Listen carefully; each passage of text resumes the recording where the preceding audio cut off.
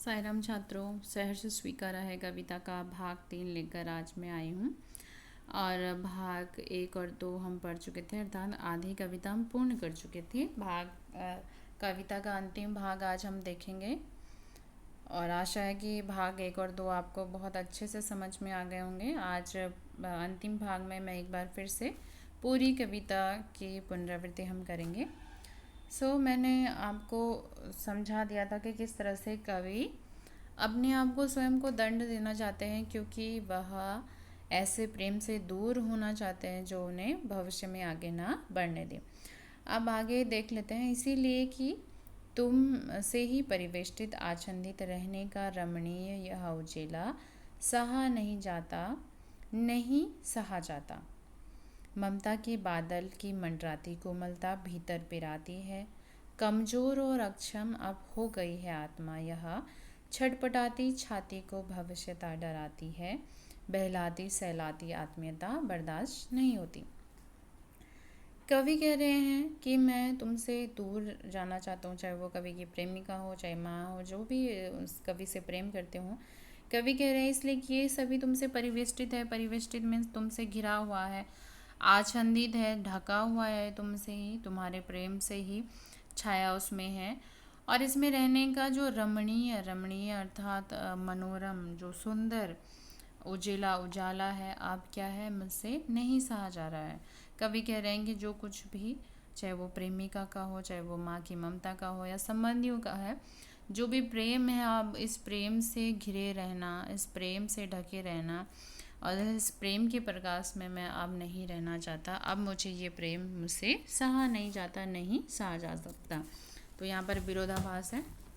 ममता के बादल की मंडराती कोमलता भीतर पिराती है। कवि कह रहे हैं कि जो ममता के बादल है, अर्थात जो प्रेम के बादल के जो मंडराती, हर समय जो प्रेम मेरे आसपास, जो उसकी कोमलता है मेरे आसपास ही रहती है, मुझे हर समय एक प्रोटेक्ट की तरह करती है।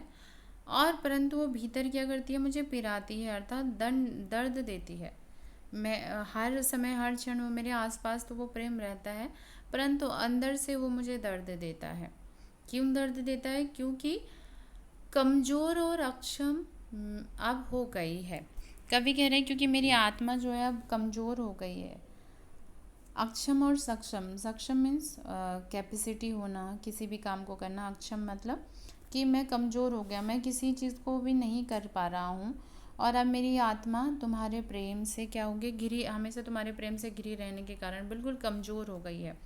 छटपटाती छाती को भविष्यता डराती है, भवित्य व्यता डराती है। कवि कह रहे हैं कि अब मेरा जो हृदय है वो छटपटाता है, और हृदय मन में जो भविष्य की आशंका है, भविष्य की चिंता है, वो हर समय मुझे डराती रहती है। कवि को ऐसा लगता है कि वह प्रेम ऐसे अत्यधिक प्रेम के कारण, चाहे वो उनकी पत्नी का हो, चाहे उनकी माँ का हो, सगे संबंधियों का, अत्यधिक मोह के कारण वह भविष्य में आगे नहीं बढ़ पाएंगे, आत्मनिर्भर नहीं बन पाएंगे। इसलिए उन्हें ये सब चीज़ें डराती है। बहलाती सहलाती आत्मीयता बर्दाश्त नहीं होती। कवि कह रहे हैं अब उन्हें जो बहलाती अर्थात मन को प्रसन्न करने वाले, सहलाती अर्थात दर्द को कम करने वाले, जो दर्द को कम करती है, वह आत्मीयता मीन्स प्रेम अब बर्दाश्त क्या उर्दू शब्द है, मतलब सहन नहीं होती। कवि कह रहे हैं ऐसा ऐसा प्रेम मुझसे अब सहन नहीं होता। अब मैं आत्मनिर्भर बनना चाहता हूँ, क्योंकि ये मुझे लगता है कि ये प्रेम मुझे कहीं ना कहीं कमज़ोर बना रहा है। अर्थात कवि अत्यधिक मोह से अब क्या होना चाहता है, अलग होना चाहता है। क्या है विशेष इसमें कि कवि अत्यंत मोह प्रेम से अलग होना चाहता है, चाहे वो उनकी माँ का हो, चाहे वो सगी संबंधियों का हो, चाहे उसकी प्रेमिका का हो, उस चीज़ से वह दूर होना चाहता है। अब यहाँ पर काव्यगत सौंदर्य देख लेते हैं। काव्य सौंदर्य क्या है, शिल्प सौंदर्य क्या है।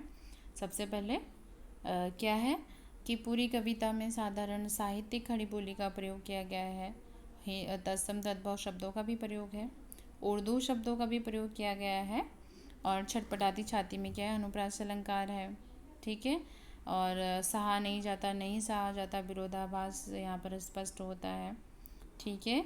और क्या कवि क्या कह रहे हैं, विशेष क्या है यहाँ पर कि कवि अत्यंत मोह से आप दूर होना चाहते हैं। सो अब आगे देखते हैं। सचमुच मुझे दंड दो कि मैं की हो जाऊं पाताली अंधेरी की गुहाओं में, विवरणों में, धुएं के बादलों में। कवि कह रहे सचमुच तुम मुझे इतना दंड दो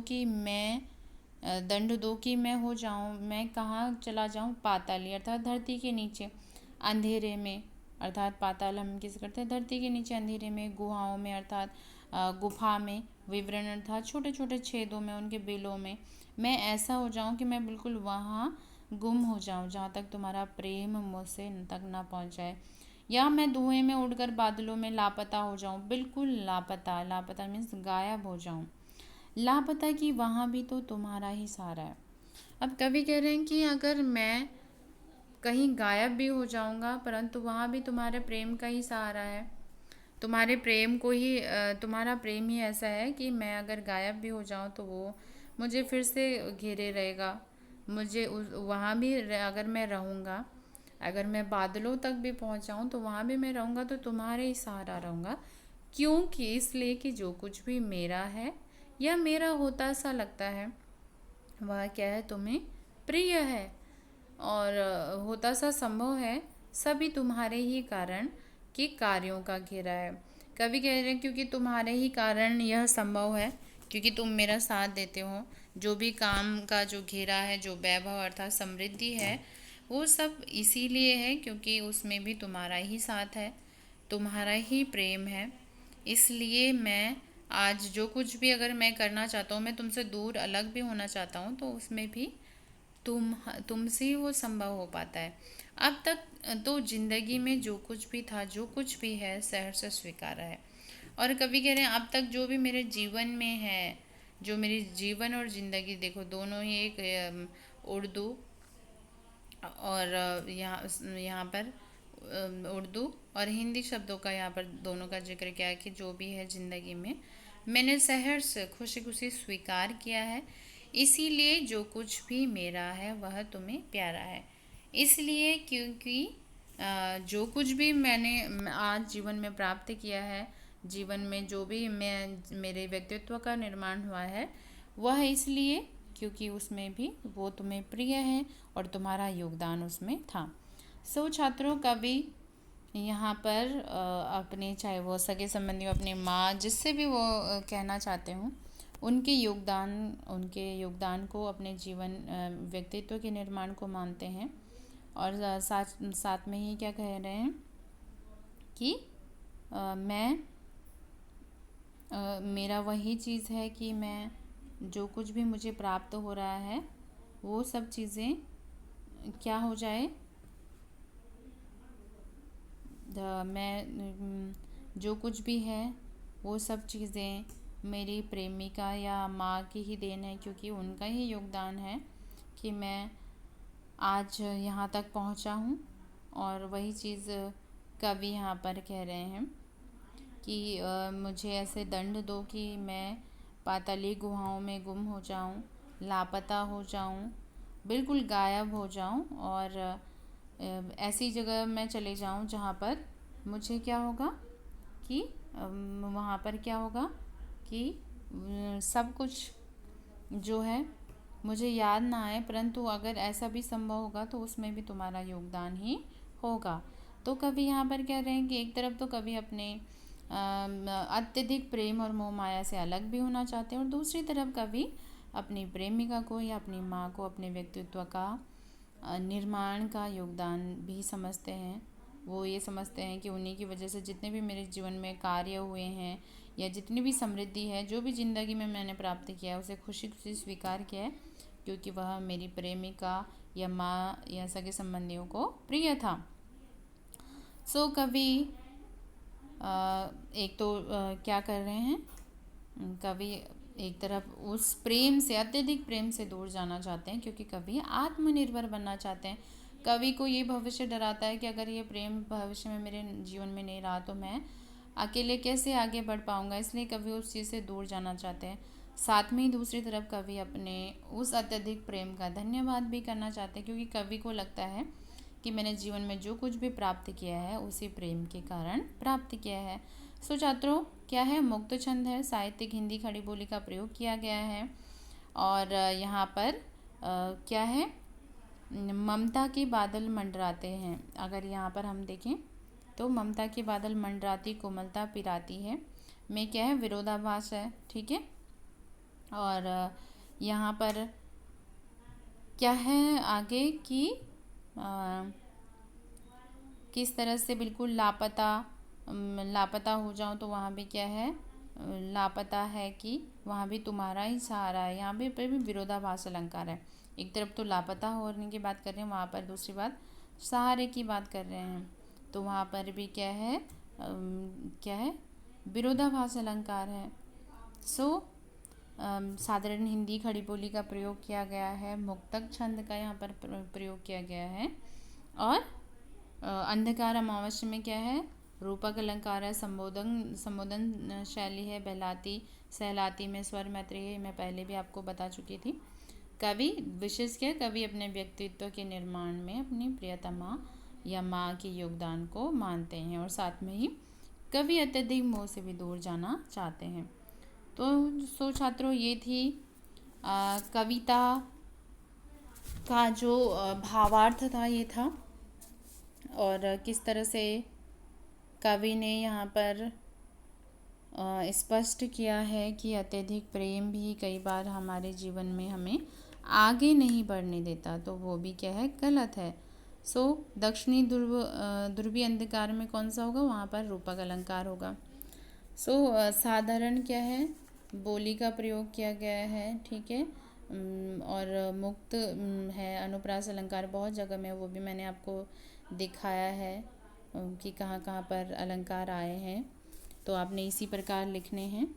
और ये जो प्रश्नोत्तर हैं ये मैं आपको एज अ नोट्स के माध्यम से भी आपको भेजूंगी। और पहला प्रश्न क्या है, टिप्पणी कीजिए, गर्विली गरीबी भीतर की सरिता बहलाती सहलाती आत्मीयता। तो यहाँ पर गर्विली गरीबी का अर्थ है अभिमान या घमंडी से, गरीबी में भी गर्व से रहना, अभिमान से रहना। तो यहाँ पर क्या है, कवि कह रहे हैं कि ऐसा प्रतीत होता है कि वह क्या है, गरीबी में भी गर्व से रहते हैं। भीतर की सरिता, सरिता का अर्थ नदी होता है, और भीतर की सरिता अर्थात वैचारिक वैभवता से है कि कवि के हृदय में विचारों का उफान निरंतर आता रहता है। तो उसके लिए बहलाती सहलाती आत्मीयता मीन्स जी जान से किसी को चाहना, बहलाना मतलब उसे प्रसन्न रखना, सहलाती अर्थात उसके दुख को कम करना और खुशी प्रदान करना हमेशा, और हमेशा दुख में साथ देना। ममता के बादल अर्थात जिस तरह से वर्षा ऋतु में काले काले बादल हमेशा घेरे रहते हैं, उसी प्रकार व्यक्ति के हृदय में हमेशा अपनत्व की भावना उमड़ती है, तो यह क्या होगा, ममता के बादल। नेक्स्ट क्वेश्चन है, इस कविता में और भी टिप्पणी योग्य प्रयोग हैं, ऐसे किसी प्रयोग का अपनी ओर व्याख्या और उल्लेख कीजिए। तो क्या होगा, बहुत सारे ऐसे टिप्पणियाँ हैं जो मैं आपको बता चुकी हूँ, व्याख्या कीजिए, वो एक्सप्लेन मैंने आपको कर दिया है। ठीक है। नेक्स्ट क्वेश्चन, ये सब मैं नोट्स के माध्यम से आपको भेजूंगी, ये एक्सप्लेनेशन के लिए है। तुम्हें भूल जाने की, दक्षिणी ध्रुव अंधकार अमावस, शरीर पर चेहरे पर अंतर में पालूं, मैं झेलूं, मैं उसी में नहा लूं, इसीलिए कि तुमसे ही परिवेष्टित है, आच्छादित है, रहने का रमणीय या उजला नहीं सा जाता। ये मैं आपको एक्सप्लेन कर चुकी हूँ। नेक्स्ट क्वेश्चन है, बहलाती सहलाती आत्मीयता बर्दाश्त नहीं होती और कविता के शीर्षक से स्वीकारा है मैं आपको कैसे अंतर्विरोध पाते हैं। तो कवि क्या कह रहे हैं कि अब मुझे ऐसा अत्यधिक प्रेम अब क्या नहीं होता, स्वीकार नहीं होता, बर्दाश्त नहीं होता। तो ये पूरे प्रश्न का उत्तर क्या है, कभी कभी अत्यधिक मोह और प्रेम भी किसी व्यक्ति के आगे बढ़ने में रुकावट उत्पन्न कर सकती है। सो छात्रों, ये कविता के आसपास से आप स्वयं करेंगे, आपको मैंने पूरी कविता समझा दी है। पूरी कविता का जो भावार्थ है वो मैं आपको समझा चुकी हूँ। सहर्ष स्वीकारा अर्थात खुशी खुशी स्वीकार किया है। तो कभी यहाँ पर चाहे वो अपने सगे संबंधियों को, चाहे अपनी प्रेमिका को संबोधन शैली में यहाँ पर कविता लिख रहे हैं। और उन्होंने पूरी कविता में लिखा है कि मैंने सहर्ष स्वीकार किया है जो भी मुझे प्राप्त हुआ है। दूसरी तरफ कवि कह रहे हैं कि अब मुझे इतना अत्यधिक प्रेम अब सहन नहीं होता। और अंतिम भाग में कवि कह रहे हैं कि मैं अगर दूर भी चला जाऊं, कहीं गुम भी हो जाऊं, तो वहाँ भी मैं तुम्हारे प्रेम के ही सहारे रहूँगा। तो कवि एक तरफ अत्यधिक प्रेम को स्वीकार कर रहे हैं अपने जीवन में, दूसरी तरफ अत्यधिक प्रेम को कवि उससे उबरना चाहते हैं, आत्मनिर्भर बनना चाहते हैं। और तीसरे भाग में कवि अपने जीवन को ही अपने प्रेमियों का की देन मानते हैं। सो छात्रों, ये थी कविता सहर्ष स्वीकारा है। आशा है आप सभी को समझ में आई होगी। धन्यवाद।